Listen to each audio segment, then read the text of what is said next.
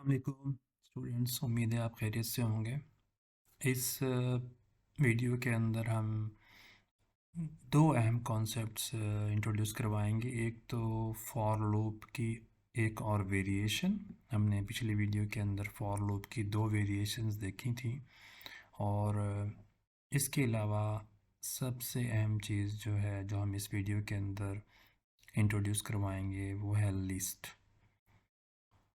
List को आप ये कंसीडर कर सकते हैं कि ये एक किस्म की कॉम्प्लेक्स वेरिएबल है। वैसे तो लिस्ट एक डेटा स्ट्रक्चर है जिसका बहुत ज़्यादा इस्तेमाल है प्रोग्रामिंग के अंदर, और डिफरेंट प्रोग्रामिंग लैंग्वेजेस के अंदर ये डिफरेंट नेम्स के साथ अवेलेबल होता है ये डेटा स्ट्रक्चर। तो अगर मैं इसको एक्सप्लेन करना चाहूँ सादा अल्फाज के अंदर, तो जिस तरह मैंने वेरिएबल को एक्सप्लेन किया था कि वेरिएबल एक मेमोरी के अंदर एक घर होता है जिसमें आप डेटा सेव कर देते हैं। तो अगर मैं लिस्ट की बात करूँगा तो मैं कहूँगा कि समझ लीजिए एक होटल होता है, ठीक है, और ये होटल का नेम समझ लें। जैसे कि ये लिस्ट इस तरह डिफ़ाइन होती है, लिस्ट को हम इस तरह डिफ़ाइन करते हैं कि ये उसका नेम हो गया होटल का, उसके बाद इक्वल का साइन जिस तरह वेरिएबल डिक्लेयर करते हैं तब होता है, और लिस्ट को आप डिफ़ाइन करते हैं स्क्वायर ब्रैकेट्स के अंदर। और जिस तरह होटल के अंदर काफ़ी सारे रूम्स होते हैं, तो समझ लें हमने इसके अंदर एक होटल बनाया जिसके अंदर हमने 5 रूम्स बना लिए, और पांचों रूम्स के अंदर हमने कोई ना कोई बंदा डाल दिया। पहले रूम के अंदर हमने 3 को डाल दिया, दूसरे रूम के अंदर हमने 7 को डाल दिया, तीसरे रूम के अंदर हमने 2 को डाल दिया, 8 को डाल दिया, 5 को डाल दिया। ठीक हो गया। तो ये लिस्ट के बारे में आपको बताया गया है, ठीक है, कि ये लिस्ट इस तरह होती है। तो जिस तरह आप वेरिएबल को डायरेक्टली एक्सेस कर लेते थे, लिस्ट के एलिमेंट्स को एक्सेस करने का एक तरीका है।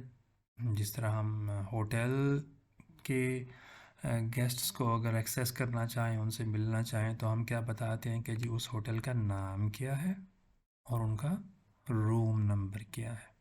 तो रूम नंबर लिस्ट्स के अंदर यानी एलिमेंट्स के अंदर वो 0 से स्टार्ट होते हैं, तो इसका रूम नंबर 0 है, इसका 1 है, इसका 2 है, इसका 3 है और इसका 4 है। तो इसलिए जब हमने पहले एलिमेंट को यानी जब हमने 3 को डालना चाहा इस वेरिएबल के अंदर, तो हमने होटल का नेम लिखा यानी लिस्ट का नेम लिखा और स्क्वायर ब्रैकेट्स के अंदर उसका इंडेक्स दिया। इसका इंडेक्स 0 है और मैंने यहाँ 0 डाल दिया, तो लार्जेस्ट के अंदर बेसिकली ये 3 आ जाएगा पहले। तो ये प्रोग्राम बेसिकली ये करता है कि किसी भी लिस्ट में से जो लार्जेस्ट नंबर होगा उसको फाइंड आउट करता है और उसको प्रिंट करवा देता है। तो उसके लिए हमने पहले तो ये लिस्ट डिफ़ाइन की, मैं बता चुका हूँ कि लिस्ट कैसे डिफ़ाइन करते हैं। उसके बाद हमने क्या किया, एक वेरिएबल लिया और उसको पहला नंबर दे दिया और वो इस तरह दिया, मैंने बता दिया। अब आ जाती है लूप, क्योंकि हमने लूप चलाना है ये काम करने के लिए, तो उसके लिए हम एक और तरह का लूप लेके आए हैं, ठीक है, जिसका सिंटैक्स ये आपके सामने है। जो पहले हमने लूप्स देखे हैं, फॉर लूप्स देखे हैं, उनका सिंटैक्स डिफरेंट था। इसमें क्या है, फॉर नम, यहाँ वेरिएबल नेम आ गया इन, और उसके बाद लिस्ट का नेम आप लिख देंगे, ठीक है। तो इस सिचुएशन के अंदर क्या होगा कि ये नम के अंदर बेसिकली पहले दफ़ा जब ये लूप चलेगा, बेसिकली ये लूप चलेगा 5 मरतबा, जितने लिस्ट के एलिमेंट्स हैं उतनी मरतबा ये लूप चलेगा, ठीक है। और लूप के अंदर हमारे सामने 2 लाइंस हैं, ये, और ये यानी ये दोनों लाइंस जो हैं वो 5 मरतबा एग्जीक्यूट होंगी, क्योंकि ये 5 एलिमेंट्स हैं इसके अंदर। जो फर्स्ट टाइम लूप चलेगा तो नम के अंदर लिस्ट का पहला एलिमेंट होगा, फिर जब दूसरी मरतबा चलेगा तो नम के अंदर लिस्ट का दूसरा एलिमेंट होगा, जब तीसरी मरतबा चलेगा तो नम के अंदर लिस्ट का तीसरा एलिमेंट होगा। और ये इसको हम चेक भी कर लेते हैं कि बेसिकली नम के अंदर क्या होगा। तो हम एक प्रिंट कमांड लगा के देख लेते हैं, ठीक है। और मैं लिख देता हूँ चेकिंग, यहाँ नम लिख देते हैं और स्पेस अगेंस्ट, यानी मैं मैं कुछ भी लिख सकता हूँ यहाँ पे, लार्जेस्ट। ठीक हो गया। तो अब जब भी ये कर क्या रहा है बेसिकली, कि पहले नम को कंपेयर कर रहा है यहाँ पे आके, if num is greater than largest, और नम में पहले 3 होगा, और लार्जेस्ट के अंदर भी क्या होगा, 3 होगा, क्योंकि हमने यहाँ पहला एलिमेंट डाला हुआ है।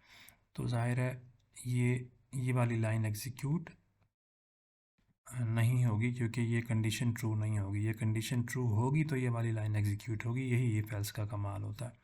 ठीक हो गया। इसी तरह नेक्स्ट टाइम जब ये लूप आएगा वापस, तो नम के अंदर 7 होगा। ठीक है, और 7 इज़ ग्रेटर देन लार्जेस्ट, तो इसलिए लार्जेस्ट के अंदर 7 वैल्यू डाल दी जाएगी। और एट द एंड जब ये लूप चलता रहेगा, एट द एंड हमारे पास लार्जेस्ट एलिमेंट यानी 8 प्रिंट हो जाएगा। हम इसको एग्जीक्यूट भी करके देख लेते हैं। अभी आपके सामने यहाँ से हमने रन कोड किया, और ये देखें फर्स्ट टाइम जब लूप चला तो नम के अंदर 3 था, फिर 7 था, फिर 2 था, फिर 8 था, फिर 5 था, और फाइनली एट द एंड हमारे पास 8 आ गया। ये जहन में रखिए, जिस तरह मैं पहले बता चुका हूँ कि इंडेंटेशन पाइथन के अंदर बहुत अहमियत हासिल रखती है। तो ये जो लाइंस हैं ये इंडेंट होके इस लाइन के अंडर आ रही हैं फॉर लूप वाले के, तो इसलिए इस ब्लॉक का हिस्सा है, ये एग्जीक्यूट होती रहेंगी। जबकि प्रिंट वाली जो कमांड है ये वाली, ये इस लूप का हिस्सा नहीं है, इसलिए बिल्कुल उसके नीचे आ रही है बराबर। तो इसलिए ये जब लूप ख़त्म हो जाएगा तब ये प्रोग्राम की ये वाली लाइन एग्जीक्यूट होगी और हमें रिज़ल्ट मिलेगा। उम्मीद है आपको इस वीडियो के बाद इस लूप की भी समझ आ गई होगी और लिस्ट डेटा स्ट्रक्चर की भी समझ आ गई होगी। बहुत शुक्रिया, सब्सक्राइब कीजिए और कमेंट कीजिए।